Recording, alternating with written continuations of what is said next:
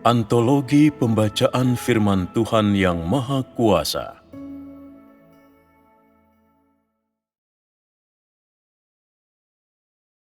Tuhan itu sendiri, Tuhan yang unik. 10. Tuhan adalah sumber kehidupan bagi segala sesuatu. 4.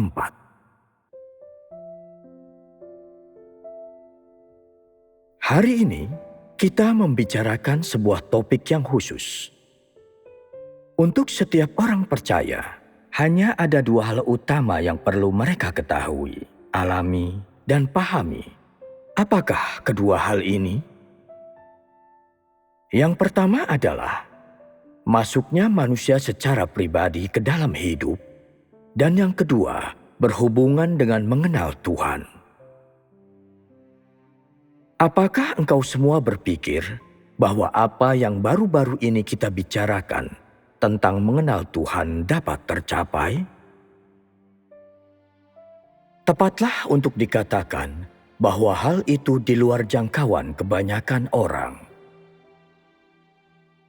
Engkau semua mungkin tidak yakin dengan perkataan ini. Mengapa aku berkata demikian?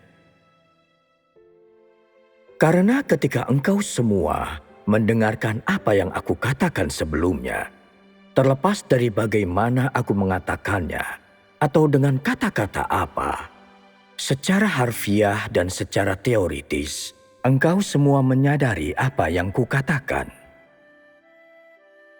Namun, masalah yang sangat serius dengan engkau semua adalah engkau semua tidak mengerti mengapa aku mengatakan hal-hal ini, mengapa aku berbicara tentang topik-topik ini.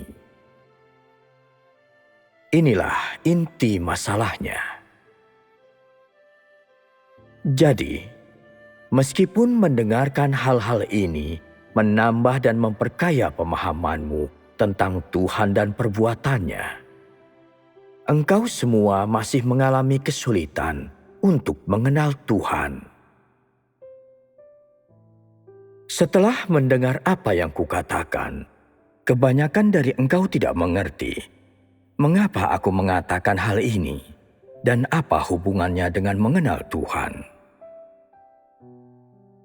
Alasan mengapa engkau tidak mampu memahami hubungan antara apa yang kukatakan dengan mengenal Tuhan adalah karena pengalaman hidupmu terlalu dangkal.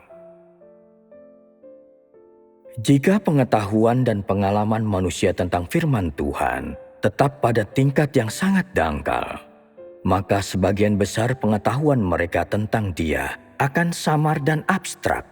Semua itu akan bersifat umum, bersifat doktrin dan teoritis.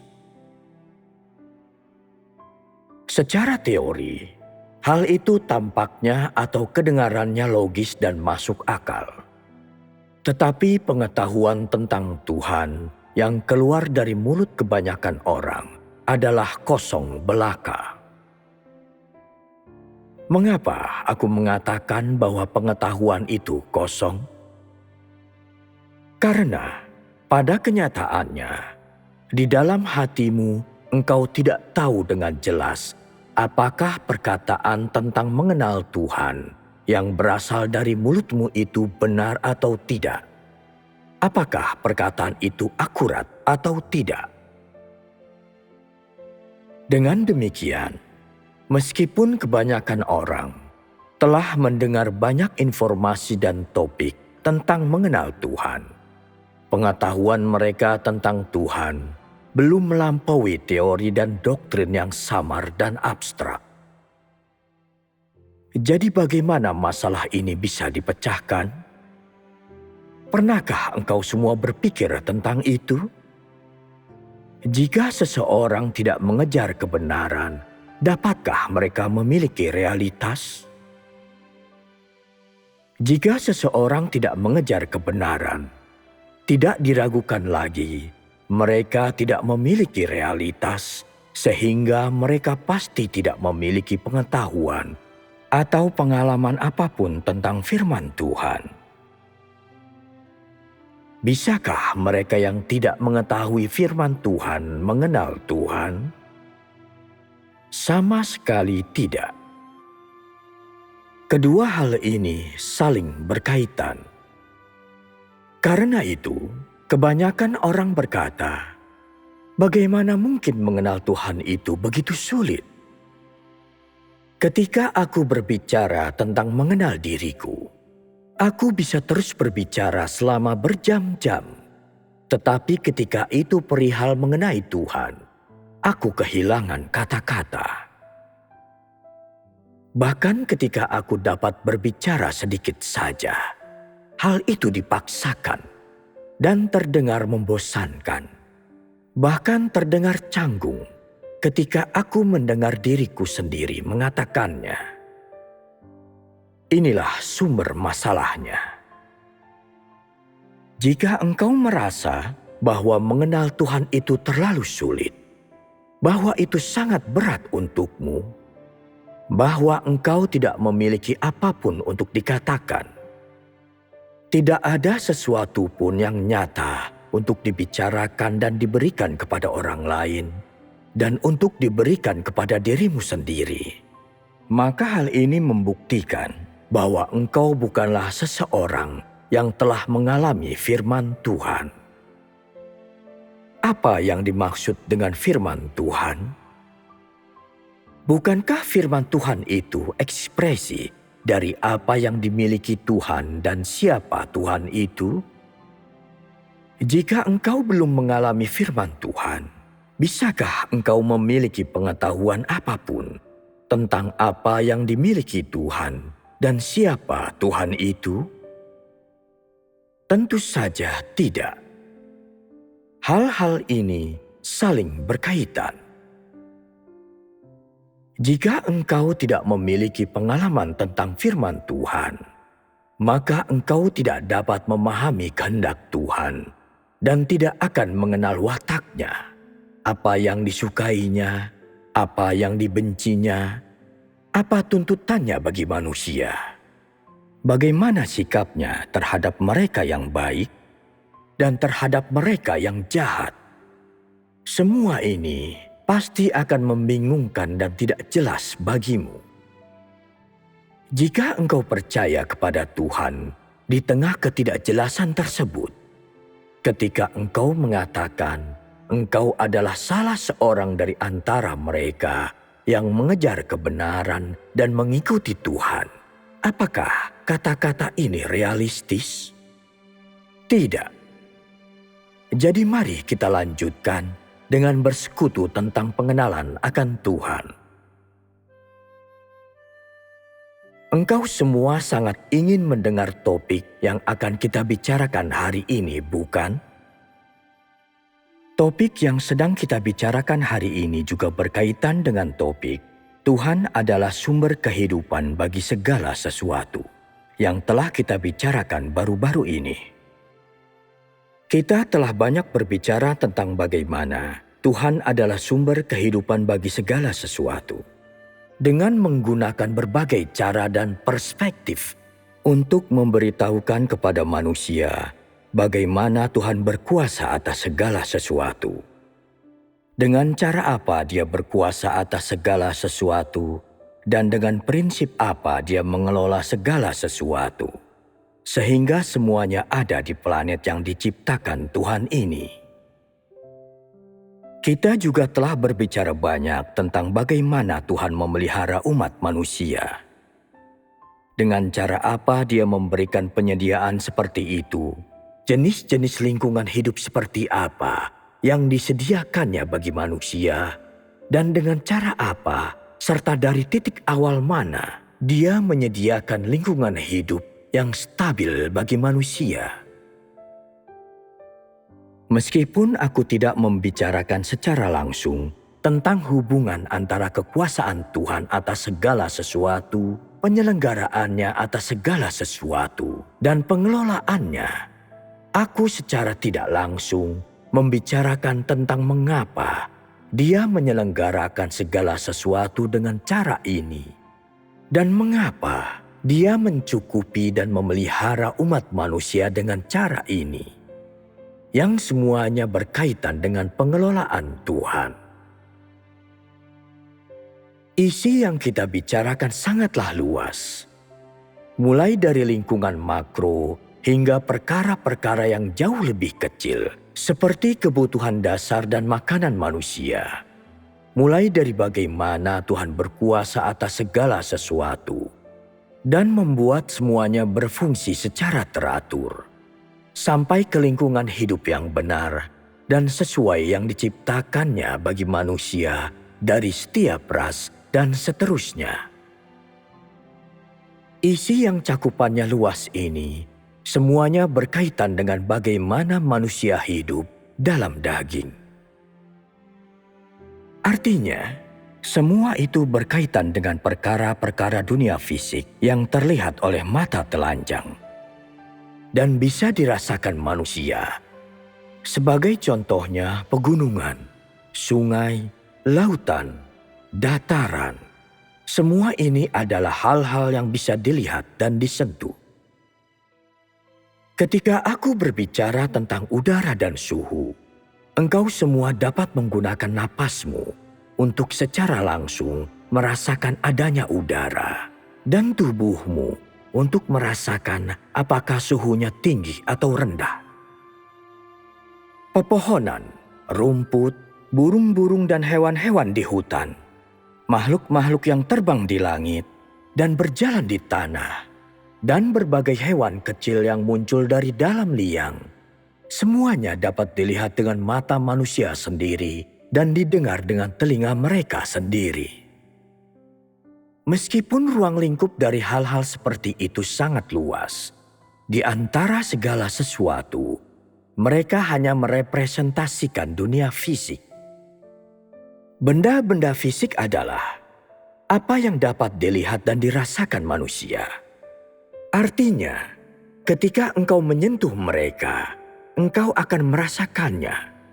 Dan ketika matamu melihat mereka, otakmu akan menghadirkan sebuah bayangan, sebuah gambar. Semua itu adalah benda-benda yang nyata dan aktual. Bagimu benda-benda itu tidak abstrak, tetapi memiliki bentuk. Bentuknya bisa persegi atau bulat, atau tinggi atau pendek, dan masing-masing memberimu kesan yang berbeda. Semua benda ini merepresentasikan bagian fisik dari segala sesuatu. Jadi, mencakup apakah segala sesuatu dalam kekuasaan Tuhan atas segala sesuatu bagi Tuhan? Ini tidak hanya mencakup hal-hal yang dapat dilihat dan disentuh manusia, tetapi terlebih lagi apa yang tidak terlihat dan tidak dapat dirasakan. Inilah salah satu makna yang sesungguhnya dari kekuasaan Tuhan atas segala sesuatu. Meskipun hal-hal ini tidak terlihat dan tidak dapat dirasakan oleh manusia, bagi Tuhan, selama mereka dapat diamati oleh matanya dan berada dalam lingkup kedaulatannya, mereka benar-benar ada. Meskipun hal-hal tersebut abstrak dan tak terbayangkan bagi umat manusia, dan terlebih lagi, meskipun hal-hal tersebut tidak terlihat dan tidak dapat dirasakan, bagi Tuhan, mereka sungguh-sungguh dan benar-benar ada. Itulah dunia lain dari segala sesuatu yang Tuhan kuasai. Dan itu merupakan bagian lain dari cakupan segala sesuatu yang Dia kuasai. Inilah topik yang sedang kita bicarakan hari ini. Bagaimana Tuhan menguasai dan mengatur dunia roh. Karena topik ini meliputi bagaimana Tuhan menguasai dan mengelola segala sesuatu. Hal ini berkaitan dengan dunia di luar dunia fisik, dunia roh. Karenanya sangatlah penting bagi kita untuk memahaminya. Hanya setelah pembahasan ini diberikan, dan hanya ketika orang telah memahaminya, mereka akan dapat benar-benar memahami makna sesungguhnya dari perkataan Tuhan adalah sumber kehidupan bagi segala sesuatu. Inilah alasannya mengapa kita akan membicarakan tentang topik ini. Tujuan dari topik ini adalah untuk melengkapi tema Tuhan berkuasa atas segala sesuatu dan Tuhan mengelola segala sesuatu. Mungkin ketika engkau semua mendengar topik ini terasa asing atau tidak dapat kau percaya. Namun terlepas dari bagaimana perasaanmu, karena dunia roh merupakan satu bagian dari segala sesuatu yang dikuasai oleh Tuhan. Engkau semua harus mempelajari sesuatu tentang topik ini. Setelah engkau semua melakukannya, engkau akan memiliki penghargaan, pemahaman, dan pengetahuan yang lebih mendalam terhadap perkataan Tuhan adalah sumber kehidupan bagi segala sesuatu. Bagaimana Tuhan menguasai dan menyelenggarakan dunia roh? Dalam dunia fisik, jika manusia tidak memahami hal-hal atau fenomena tertentu, mereka dapat mencari informasi yang relevan atau mereka dapat menggunakan berbagai saluran untuk mencari tahu asal-usul hal-hal tersebut dan kisah di baliknya. Tetapi ketika berbicara tentang dunia lain yang sedang kita bahas saat ini, dunia roh yang ada di luar dunia fisik, manusia sama sekali tidak memiliki cara atau saluran untuk mempelajari apapun tentang hal itu. Mengapa aku berkata demikian? Karena di dunia umat manusia, segala sesuatu yang berasal dari dunia fisik tidak dapat dipisahkan dari keberadaan fisik manusia.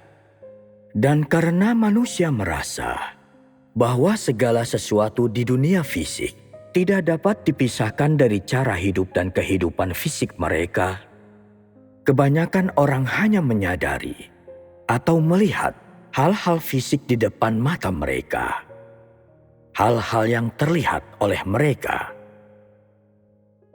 Namun ketika berbicara tentang dunia roh, artinya segala hal tentang dunia lain itu, tepatlah untuk dikatakan bahwa kebanyakan orang tidak mempercayainya. Karena manusia tidak dapat melihatnya dan yakin bahwa tidak ada perlunya memahami hal itu atau mengetahui apapun tentangnya. Belum lagi bagaimana dunia roh merupakan dunia yang sama sekali berbeda dengan dunia fisik. Dan dari sudut pandang Tuhan, dunia roh itu terbuka. Walaupun bagi manusia, dunia roh itu rahasia dan tertutup. Maka manusia mengalami banyak kesulitan menemukan jalan untuk memahami berbagai aspek dari dunia ini. Berbagai aspek yang akan aku bicarakan tentang dunia roh hanya menyangkut pengaturan dan kedaulatan Tuhan.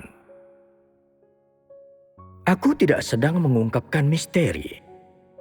Aku juga tidak sedang memberitahukan kepadamu rahasia apapun yang engkau semua ingin ketahui. Karena hal ini menyangkut kedaulatan Tuhan, penyelenggaraan Tuhan, dan ketentuan Tuhan. Karena itu, aku hanya akan berbicara tentang bagian yang perlu untuk engkau semua ketahui. Pertama-tama, biar aku ajukan sebuah pertanyaan kepada engkau semua. Dalam pikiranmu, apakah dunia roh itu? Secara umum, itu adalah sebuah dunia di luar dunia fisik. Dunia yang tidak terlihat dan tidak dapat dirasakan oleh manusia. Tetapi dalam imajinasimu, dunia seperti apakah seharusnya dunia roh itu?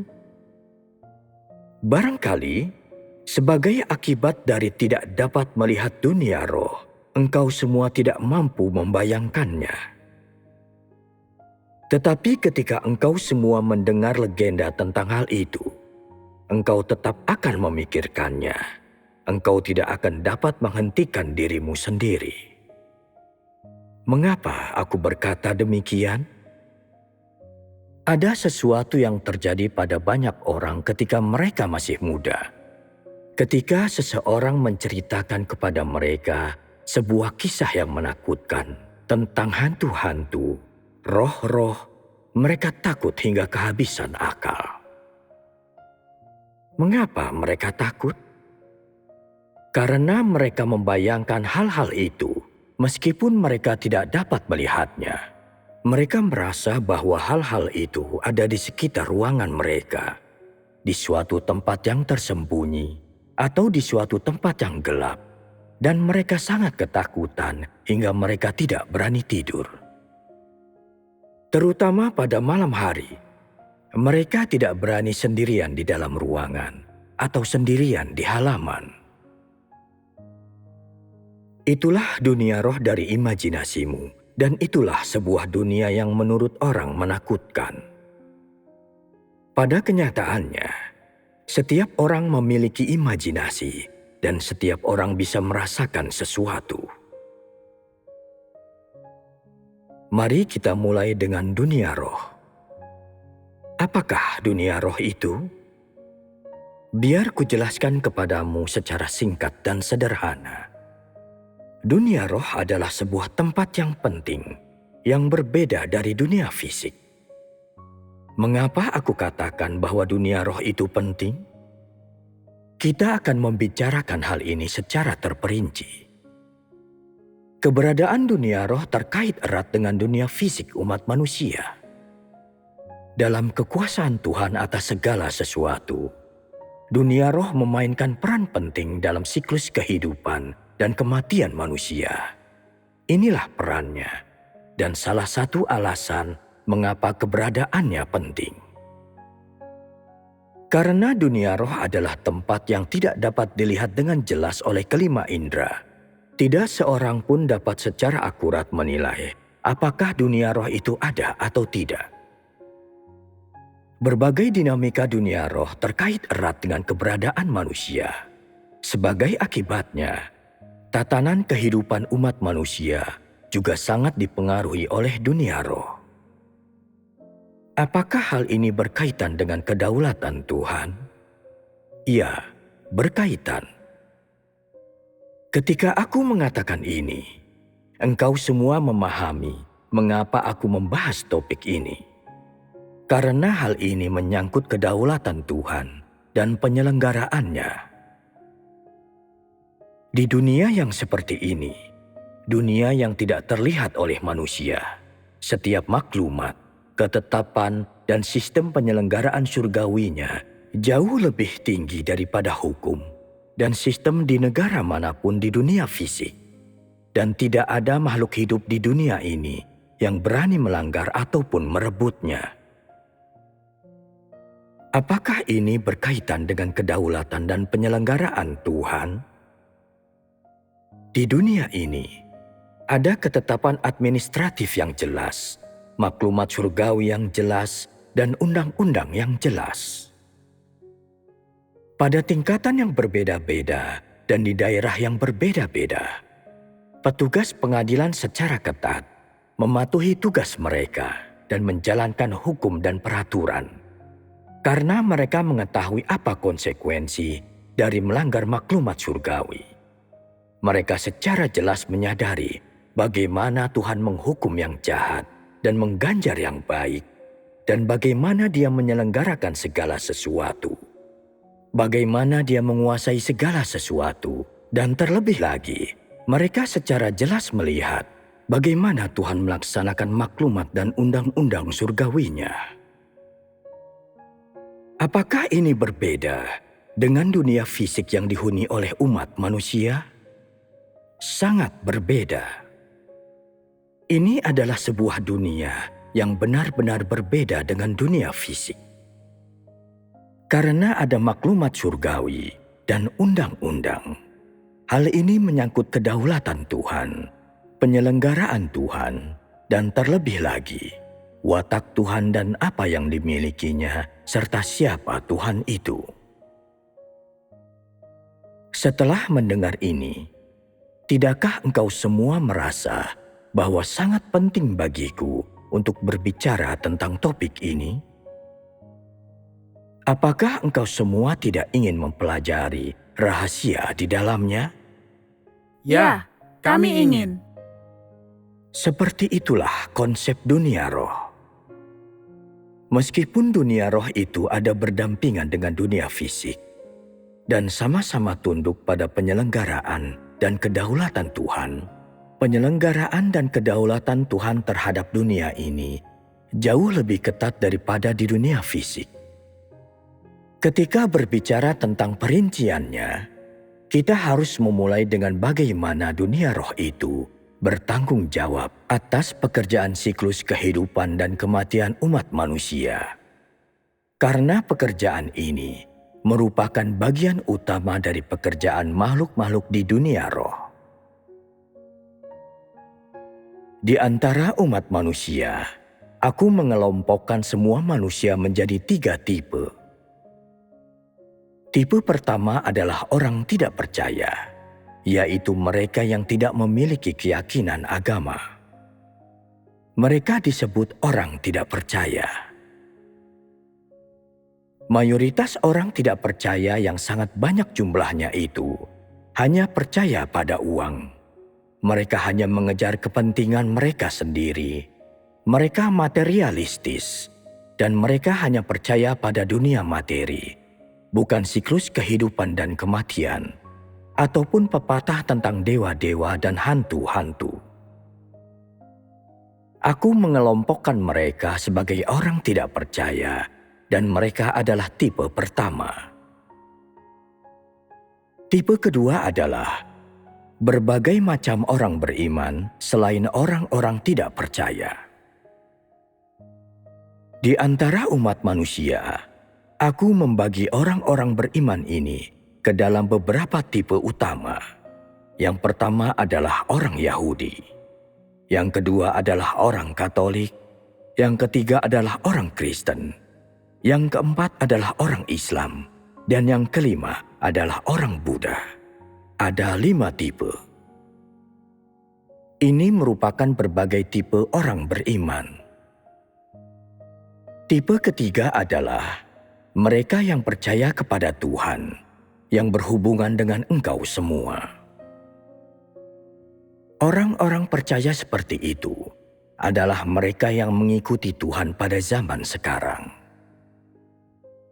Orang-orang ini terbagi menjadi 2 tipe. Umat pilihan Tuhan dan para pelaku pelayanan. Tipe-tipe utama ini telah dibedakan secara jelas. Jadi sekarang, dalam pikiranmu, engkau dapat dengan jelas membedakan tipe-tipe dan peringkat manusia, benar bukan? Yang pertama adalah orang-orang tidak percaya. Aku telah mengatakan apa yang dimaksud orang-orang tidak percaya. Apakah mereka yang percaya kepada penguasa langit termasuk dalam kelompok orang tidak percaya? Banyak orang tidak percaya hanya percaya kepada penguasa langit. Mereka percaya bahwa angin, hujan, guntur, dan lain-lain semuanya dikendalikan oleh entitas ini yang mereka andalkan untuk penanaman hasil bumi dan panen. Tetapi ketika kepercayaan kepada Tuhan disebut-sebut, mereka tidak mau percaya kepadanya. Bisakah ini disebut kepercayaan kepada Tuhan? Orang-orang seperti itu termasuk dalam orang-orang tidak percaya. Engkau mengerti hal ini, bukan? Jangan salah dalam pengelompokan ini. Tipe kedua adalah orang-orang beriman. Tipe ketiga adalah mereka yang mengikuti Tuhan pada zaman sekarang. Mengapa aku membagi semua manusia ke dalam tipe-tipe ini? Karena beragam tipe manusia memiliki kesudahan dan tempat tujuan yang berbeda. Itu merupakan salah satu aspek. Karena Ketika berbagai ras dan tipe manusia ini kembali ke dunia roh, mereka masing-masing akan pergi ke tempat yang berbeda. Mereka akan tunduk pada hukum yang berbeda dalam siklus kehidupan dan kematian. Dan inilah alasan mengapa aku telah mengelompokkan manusia ke dalam tipe-tipe utama ini. 1. Siklus kehidupan dan kematian orang-orang tidak percaya. Mari kita mulai dengan siklus kehidupan dan kematian orang-orang tidak percaya. Setelah seseorang meninggal, mereka diambil oleh petugas pengadilan dari dunia roh. Apa yang diambil dari mereka? Bukan tubuh jasmani mereka, tetapi roh mereka. Ketika roh mereka diambil, mereka tiba di tempat yang merupakan perantara dunia roh, yang secara khusus menerima roh orang-orang yang baru saja meninggal. Ketika mereka dibawa ke tempat ini, seorang petugas melakukan pemeriksaan pertama, memastikan nama, alamat, usia, dan semua pengalaman mereka. Segala sesuatu yang mereka lakukan saat masih hidup dicatat dalam sebuah buku dan dipastikan ketepatannya. Setelah semuanya diperiksa, perilaku dan tindakan orang tersebut di sepanjang kehidupan mereka digunakan untuk menentukan apakah mereka akan dihukum atau terus bereinkarnasi sebagai seorang manusia, yang merupakan tahap pertama. Apakah tahap pertama ini menakutkan? Tahap ini tidak terlalu menakutkan, karena satu-satunya hal yang telah terjadi adalah orang tersebut tiba di sebuah tempat yang gelap dan tak dikenal. Pada tahap kedua, jika orang ini telah melakukan banyak hal buruk sepanjang hidup mereka, jika mereka telah melakukan banyak perbuatan jahat, maka mereka akan dibawa ke tempat hukuman untuk dihukum. Itu merupakan tempat yang sengaja digunakan untuk menghukum orang. Seluk-beluk tentang bagaimana mereka dihukum tergantung pada dosa-dosa yang telah mereka lakukan dan berapa banyak hal-hal jahat yang mereka lakukan sebelum mereka meninggal. Ini merupakan situasi pertama yang terjadi pada tahap kedua. Karena hal-hal yang telah mereka perbuat dan kejahatan yang mereka lakukan sebelum mereka meninggal, ketika mereka bereinkarnasi setelah dihukum, ketika mereka sekali lagi terlahir ke dunia fisik, beberapa orang akan tetap menjadi manusia dan beberapa akan menjadi hewan. Artinya, setelah seseorang kembali ke dunia roh, mereka dihukum karena kejahatan yang telah mereka lakukan. Selain itu, karena hal-hal jahat yang telah mereka perbuat, pada reinkarnasi berikutnya, mereka mungkin tidak menjadi manusia, melainkan hewan. Cakupan tentang dapat menjadi hewan apa sajakah mereka, termasuk sapi, kuda, babi, dan anjing. Beberapa orang mungkin menjadi burung di langit, atau bebek, atau angsa. Setelah mereka bereinkarnasi sebagai hewan, ketika mereka meninggal, mereka kembali ke dunia roh. Dan sebagaimana sebelumnya, berdasarkan perilaku mereka sebelum mereka meninggal, dunia roh akan memutuskan apakah mereka akan bereinkarnasi sebagai manusia. Sebagian besar orang melakukan terlalu banyak kejahatan. Dosa-dosa mereka terlalu serius, sehingga ketika mereka bereinkarnasi, mereka menjadi hewan 7 hingga 12 kali. 7 hingga 12 kali. Apakah itu mengerikan? Itu mengerikan. Apa yang menakutkan bagi engkau semua? Manusia menjadi hewan, itu menakutkan. Bagi manusia, apa yang paling menyakitkan dari menjadi seekor hewan?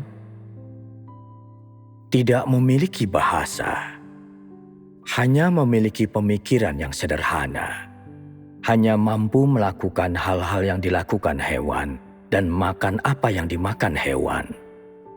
Memiliki pola pikir sederhana dan bahasa tubuh seekor hewan. Tidak bisa berjalan tegak, tidak bisa berkomunikasi dengan manusia, dan tidak satu pun perilaku dan aktivitas manusia berkaitan dengan hewan. Artinya, di antara segala hal, menjadi hewan membuatmu menjadi yang terendah dari semua makhluk hidup dan jauh lebih menyakitkan daripada menjadi manusia. Ini salah satu aspek dari hukuman dunia roh terhadap mereka yang telah berbuat banyak kejahatan dan melakukan dosa-dosa besar. Dalam hal beratnya hukuman, ini ditentukan oleh menjadi jenis hewan apakah mereka.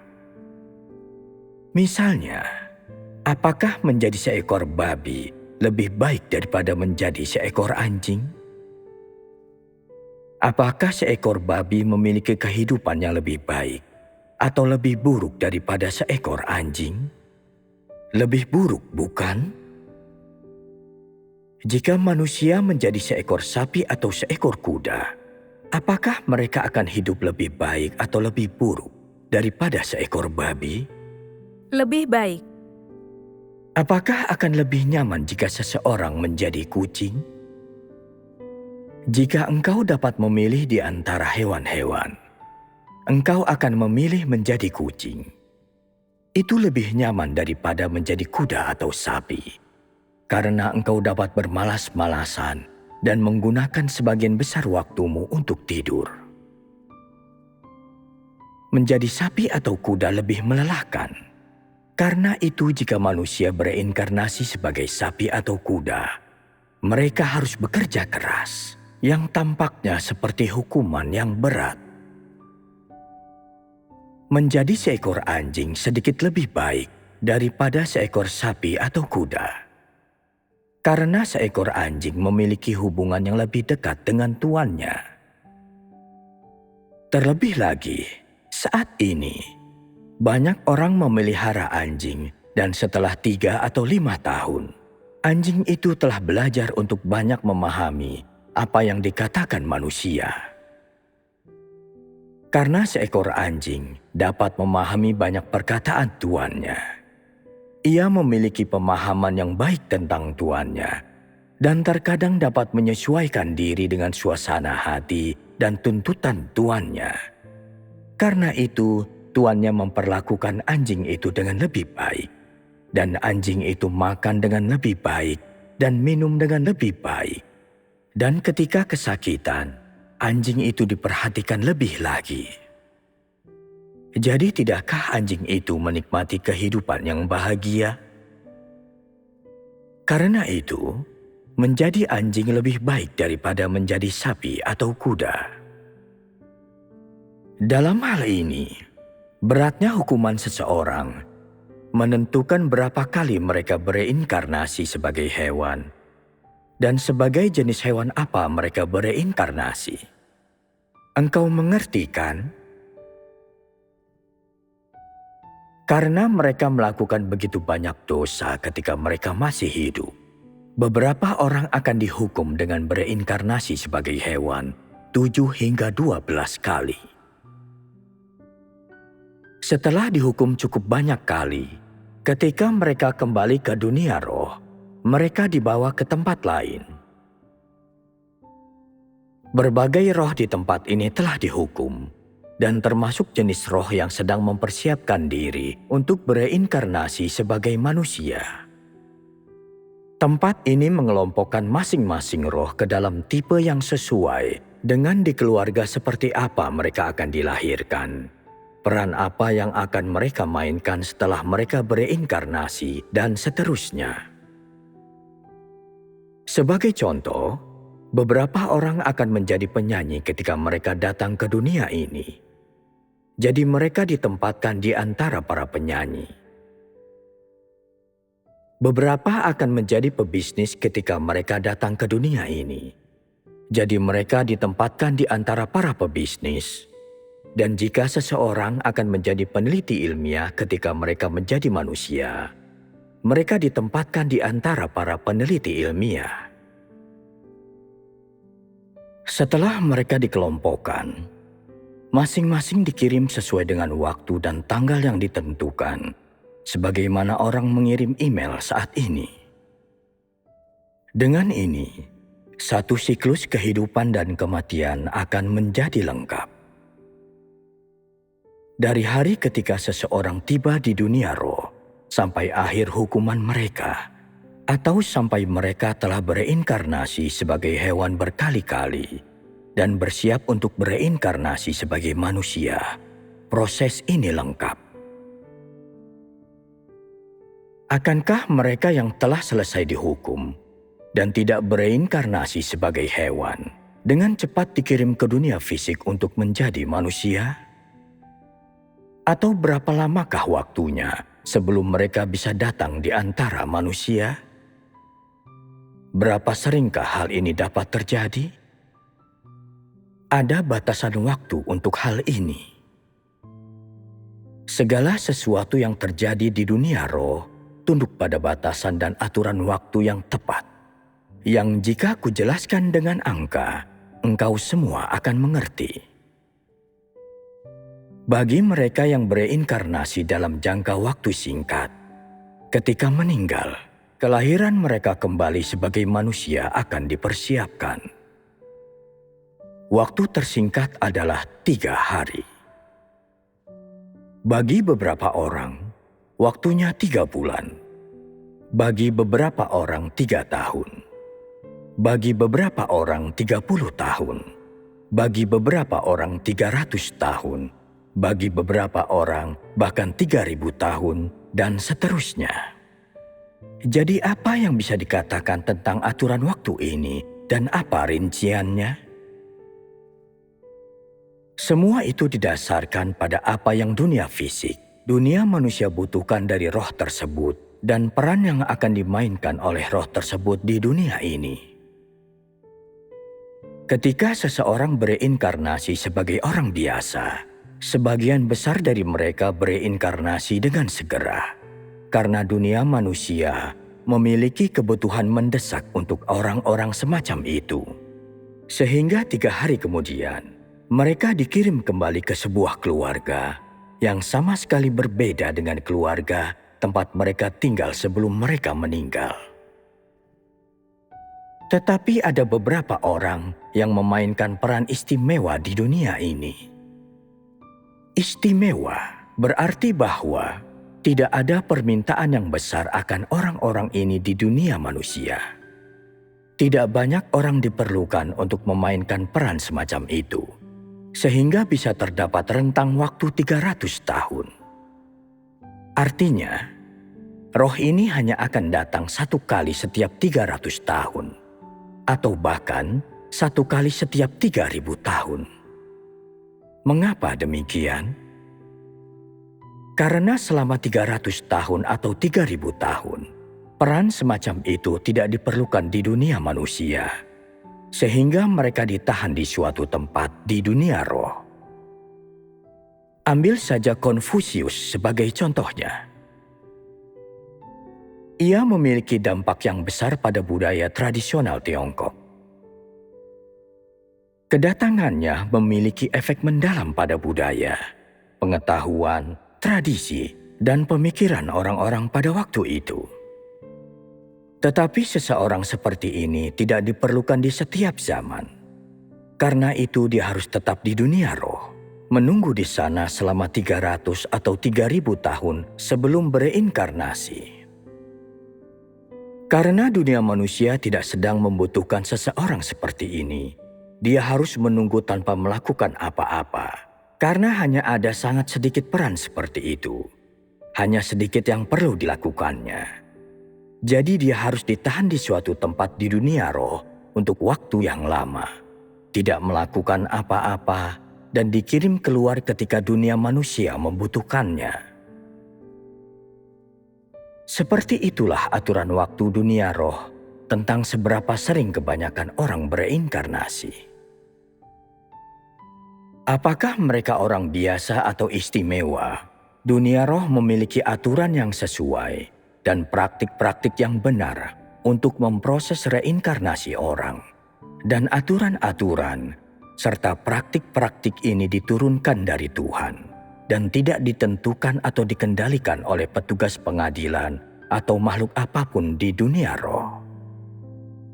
Sekarang engkau mengerti, bukan?